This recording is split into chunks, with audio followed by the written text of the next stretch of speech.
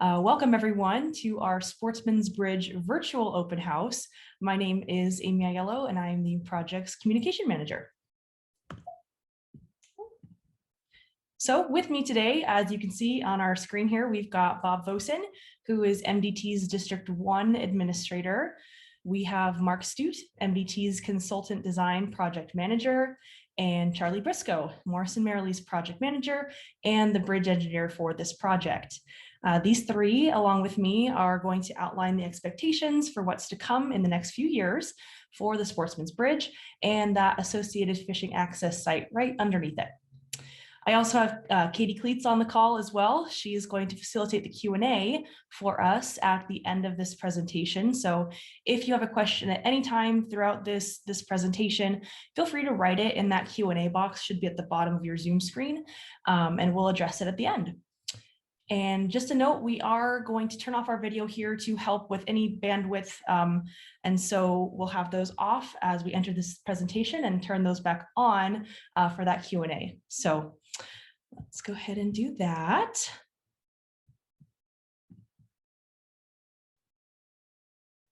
Okay. So today, we're going to explain the plans that are in place for the bridge replacement, as well as the redevelopment of that fishing access site located, as I mentioned, just right underneath it at that southeast corner. We'll talk through the timeline for this work, as well as the public involvement efforts planned to keep you all continually informed throughout the process. We'll close today's virtual open house with that Q&A. So again, feel free anytime, just write that in the Q&A chat box at anytime during the presentation. So I'd like to introduce Bob Vosen, MDT's District 1 Administrator, to speak about the details of the new bridge. Thanks, Amy. Good afternoon, everyone. As Amy said, I'm Bob Vosen, the Administrator for District 1 with the Montana Department of Transportation. I want to thank everyone for taking time out of your day to get with us and allow us to share our plans for the bridge. I'm a resident of the Flathead Valley, and I also am on the church council for the John Paul II Catholic Church just north of Bigfork. So I utilize this bridge both for work and for my family, and I use it on a regular basis to and from church and other community events. So truly recognize the significance of the bridge and what a connector, how valuable it is to connect the valley, the east and west sides of the valley. Also, my family, as most in the valley, love to enjoy Flathead Lake and definitely recognize the value of this access point to the lake. Again, I just want to thank everyone today for coming, learning about the work, and also sharing your comments and concerns with us. So in a few years, we're going to begin the process of replacing the bridge over the Flathead River on Montana 82, which most locals know as the Sportsman's Bridge. The current structure of the bridge that's out there today is notorious for being narrow. I think everybody, if you don't have a firsthand account, at least you know someone that does, with concerns and near misses on that structure. So the new bridge is going to be providing almost twice the width of what is out there today, and this is going to greatly increase the ability to handle the increasing numbers that we're seeing in the valley, just the overall traffic counts. So the new bridge will have two 12-foot lanes and two 10-foot shoulders.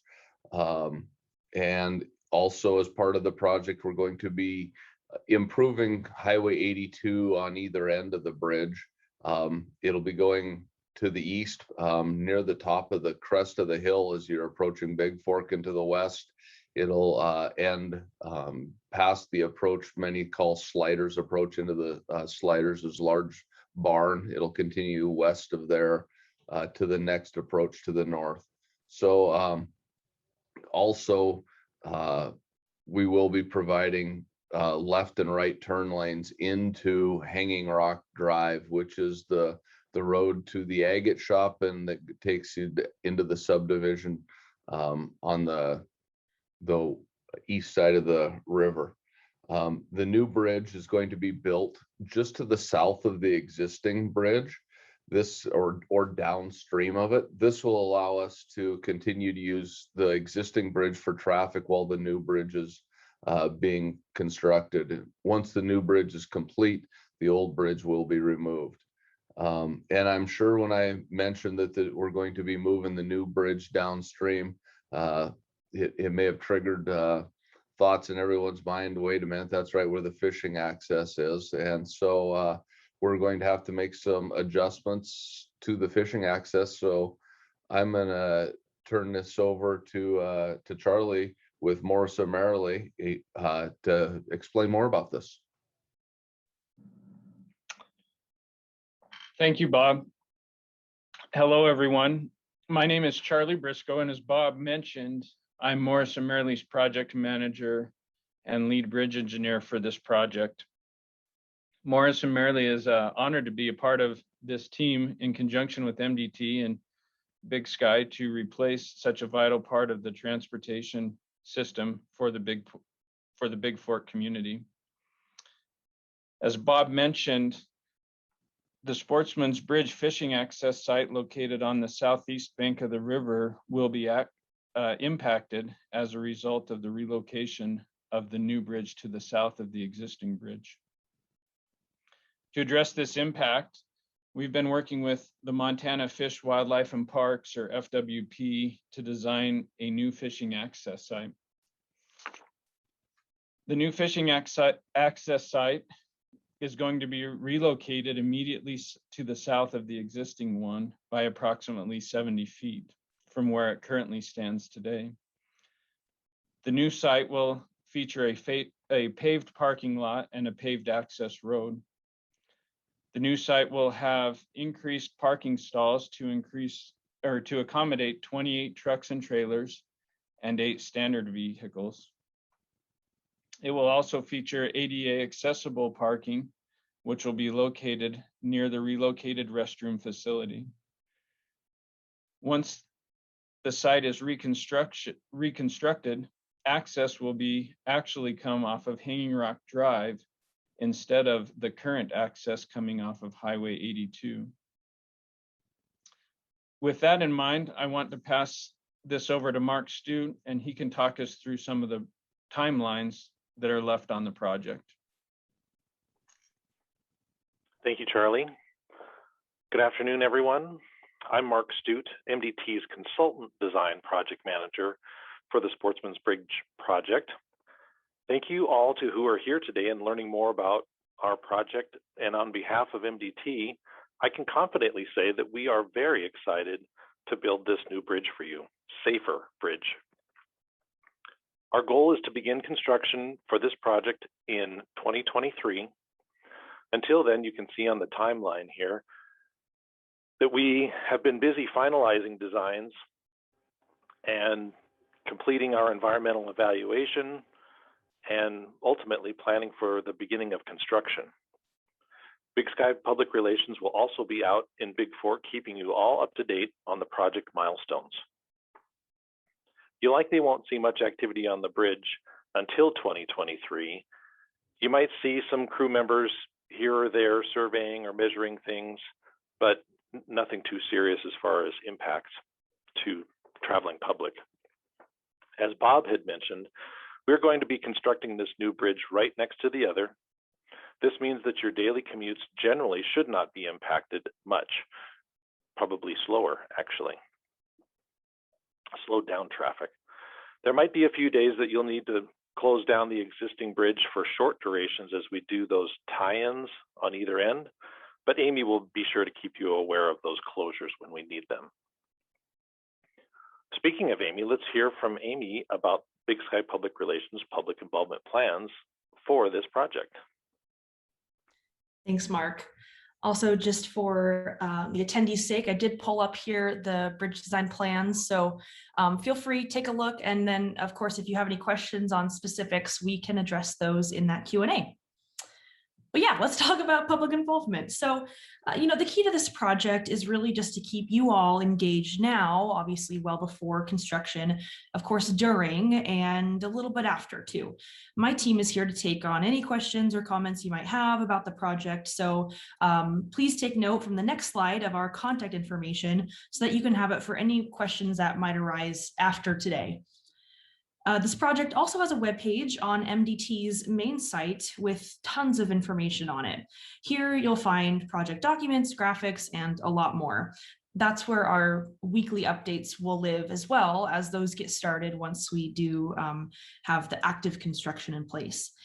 The link to this webpage is also linked on that next slide. And like I said, it'll stay updated as this project progresses. So we're planning to host regular open houses before and during construction, depending on, of course, the evolving COVID-19 pandemic and the associated regulations. We'll plan to keep a hybrid approach, just like we did this time, which was yesterday. We had an in-person, and now we're having a virtual. If we can host in-person houses, we will, but regardless, there'll always be a virtual option. This gives us the ability to reach those who might not be able to attend an in-person session or who might not want to.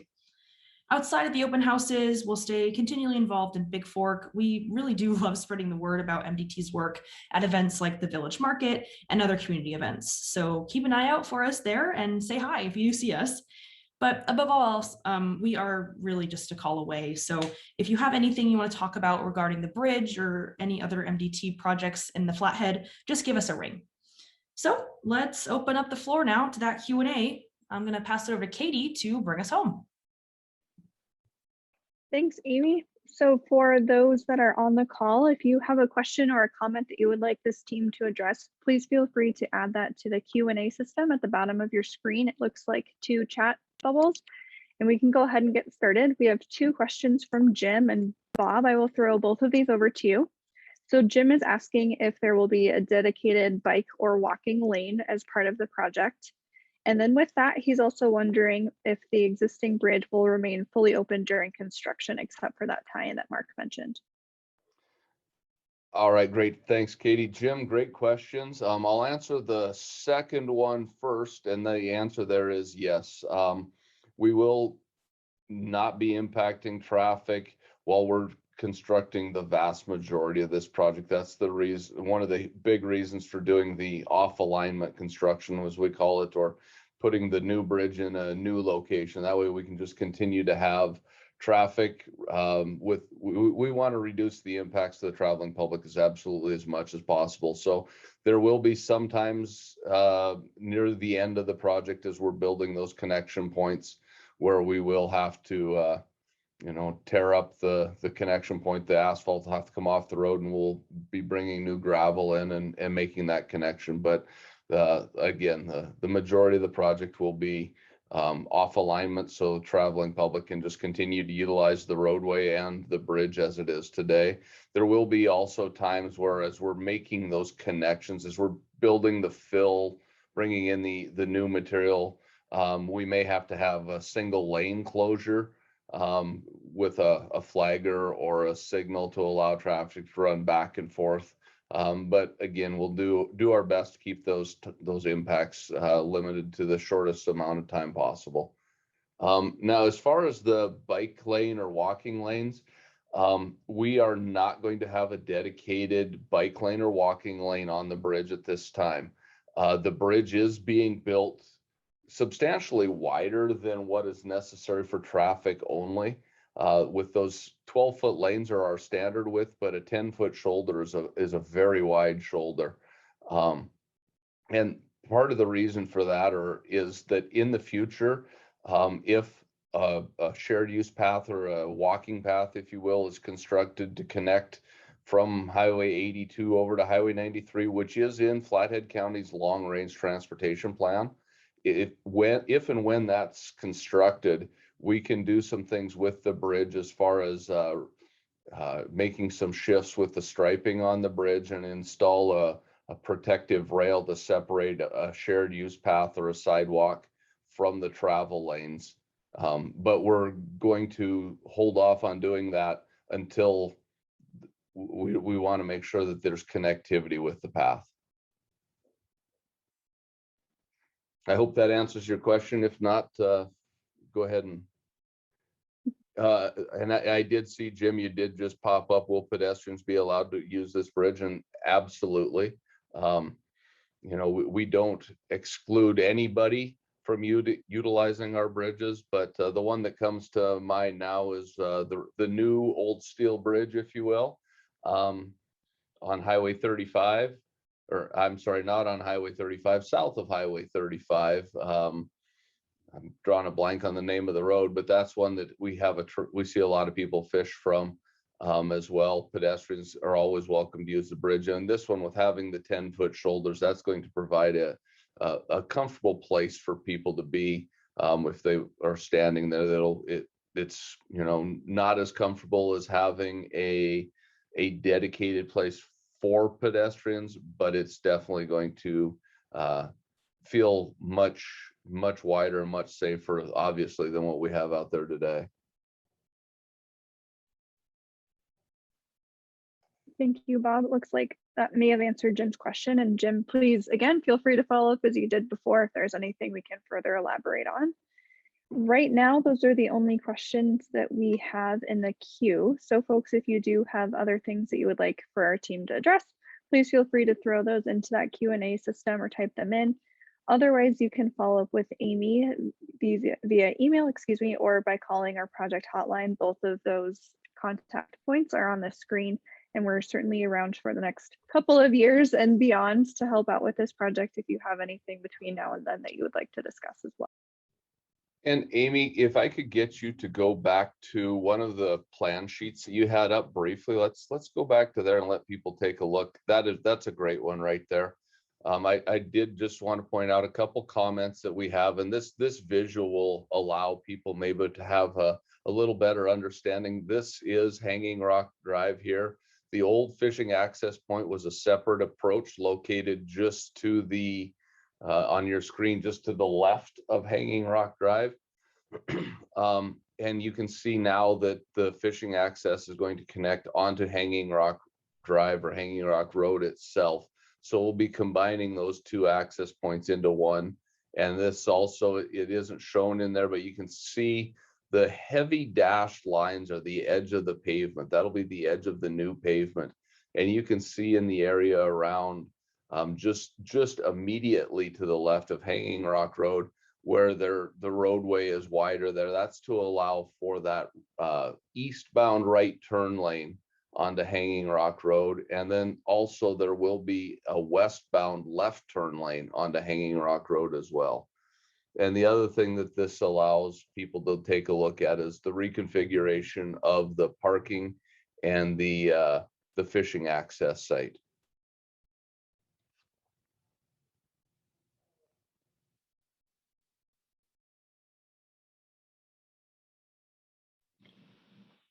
Bob, maybe one thing that's related to the question that came earlier about traffic being open all times on the bridge is, I think, the fishing access site, that it's the intent of the project to phase the project in such a way that there will always be access to the river at this point, that the boat ramp will always be operational, and that river traffic up and down underneath of the bridge will also be available to the public, similar to the highway traffic.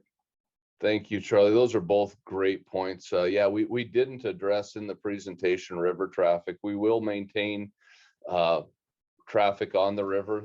Likely there will always be some restrictions. And what I mean by that is we will have an identified channel that boats will have to use. It won't be wide open like it is, but we'll have it very clearly signed and marked with buoys where the safe place for boats will be to travel underneath the bridge, and that will change as work progresses on the new bridge. Semi-related as well, at yesterday's in-person open house, I know a question that had come up that was not in the presentation materials was the duration of construction. And I did hear Charlie say yesterday that was 2 construction seasons. Is that correct, Charlie? That is what we anticipate, yes. Thanks.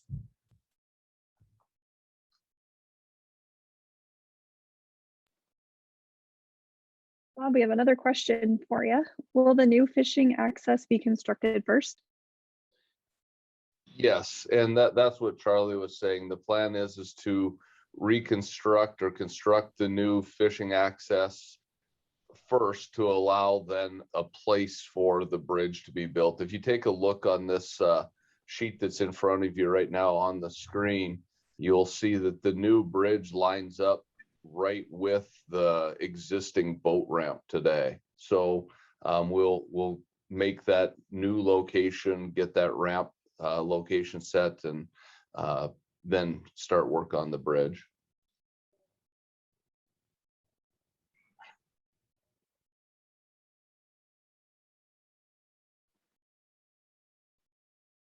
Thank you both. Amy, I might turn it over to you. It looks like those are all of the questions that we have. All right, sounds good. Thank you, Katie, for moderating that. So that is the end of our presentation today. Thank you all for joining. As was mentioned, you can certainly email me at the email here on the screen or give us a call if you have any questions that come up after this recorded presentation will exist on the webpage in a few days. So you can certainly go back anytime to take a look, and the presentation materials will be available as well in case you have any friends or family that want to view that weren't able to make it today. So again, thank you all for joining us.